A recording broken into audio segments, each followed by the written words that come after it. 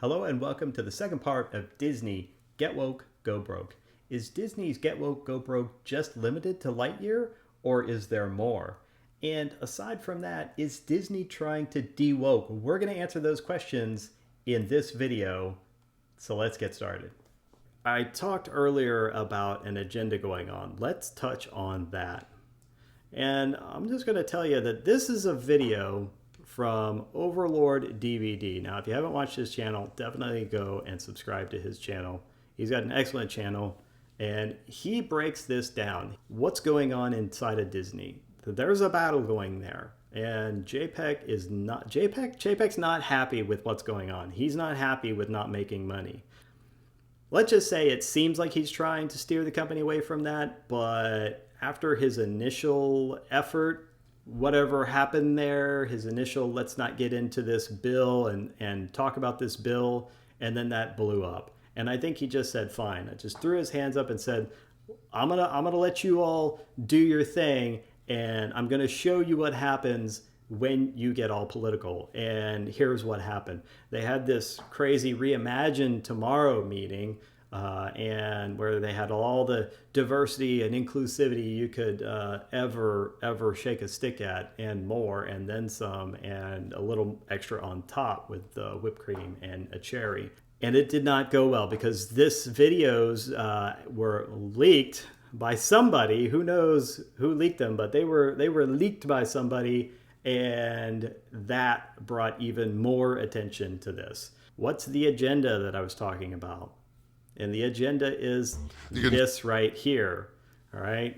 This is an example from that meeting. I was just wherever I could adding queerness to my not at all secret gay agenda. And no one was trying to stop me. This is someone who works at Disney. All right. Now, again, I'm not saying that they can't have this in movies. It doesn't bother me. Look, I don't care what you do. Personally, it's none of my business what you do behind closed doors. And that's where I'd like it to stay. It's none of my business, and I don't want to know about it. I don't want you pushing it on me.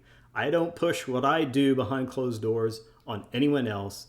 That's for me, and that's private, and I'm not going to flaunt that to other people. It's nobody else's business, right? Really, it's not.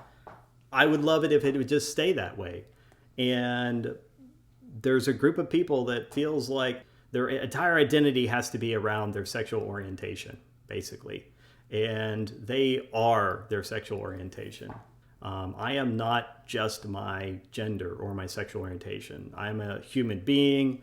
I have other thoughts and ideas about other things other than that.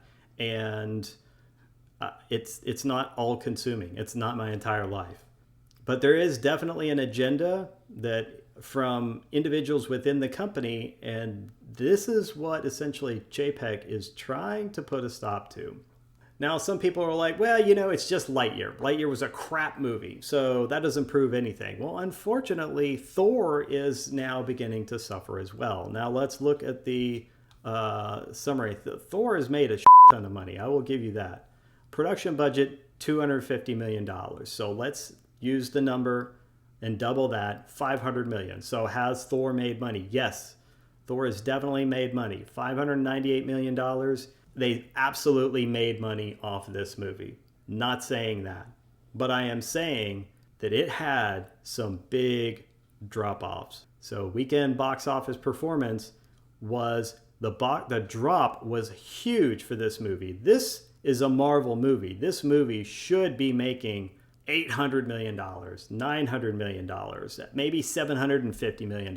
I don't know, but it's at 600. Okay, so it's made $100 million. For a $250 million movie to only make $100 million, I mean, it's better than losing money, but I don't think this is where Disney wants to be, and this is definitely not where Disney needs to be. 68% drop in the first weekend, and then a 52% drop after that. This movie is not doing as well as it should be. After all of this, here's some other interesting news that came out, and that was about Chapek and him getting rid of a certain employee, and that would be Peter Rice. And why does this even matter? Well, Let me tell you why this matters. It's all about the Walter Kites Foundation. Now, Peter Rice is a member of that. He's a board member of the Walter Kites Foundation. The Walter Kites Foundation, if we just go and check it out, their mission as the entertainment and telecommunication industry's leading national foundation dedicated to advocacy around diversity, equity, and inclusion.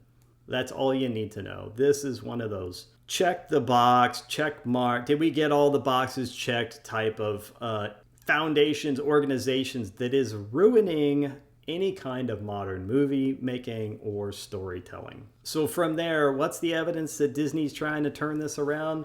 Well, there is this article in the Hollywood Reporter, and it was basically Hollywood's chief diversity officers tell all. Essentially, this was a giant woke circle jerk article celebrating all the diversity, equity, and inclusivity that the Walter Kites Foundation would just love to see, right? And I'm not saying that we shouldn't have like diversity and stuff like that in movies. I'm just saying it needs to be basically not shoehorned in there. But what they do nowadays is, and this is aside from the point, is they basically shoehorn all these checkboxes in, whether or not they need to be there, right? Whether or not it makes sense, whether they put characters in that don't make sense, that suck, that don't have any story to tell, or they don't put any story around the characters, they don't put any development around the characters. I mean, you end up with garbage. You end up with woke garbage instead of good stories. I mean, let's just tell good stories and have a diverse cast. That's really what it needs to boil down to. Going about it like with this checkbox formulaic style that they're doing now, where who's good has to be a minority and everybody who's bad needs to be, the cis white male. It already is getting tired. Look, if I'm noticing it, other people are going to be noticing it. Come on now.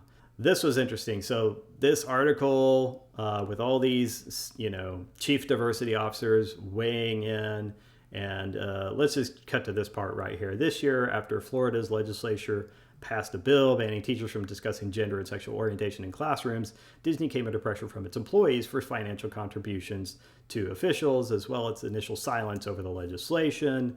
And Latondra Newton, CDO for Disney, sent out an internal statement titled "Showing Support for Our LGBTQ plus Community," promising that the company would discuss the issues of concern. Our hope in having a CDO would be to hold the company to account rather than release statements that toe the company line. The queer LGBTQIA plus employees of the Walt Disney Company and their allies, that was posted on social media March 8. We need an advocate, not a figurehead. Okay, so here's the interesting part though.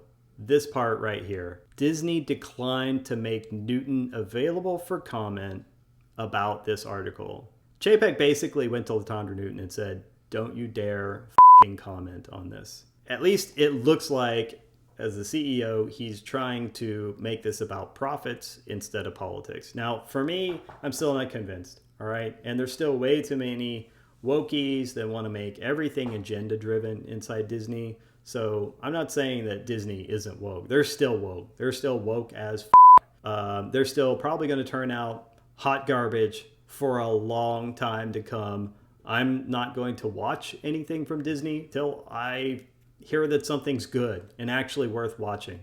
So that's going to be my barometer. If it's good, if it's worth watching, I'll watch it. If not, if it's full of woke crap, then I don't need to see that. I'm looking for entertainment, not indoctrination. All right. So that's the Disney Get Woke, Go Broke. I know this is a long one, but there was a lot to cover here. Who knows where Disney's going to go? I don't know. What do you think? Is Disney actually still fully woke, or are they heading in the right direction? What do you think? Comment down below. Let me know what you think. And look, guys, if you haven't gone over and checked out Overlord DVD and Doomcock's channel, you definitely need to do that. He has great, fantastic videos. If you want to continue to help support this channel and help smash the narrative, then please smash the like button and smash the subscribe button, because we are just getting started. Have a great day, and I'll see you on the next video.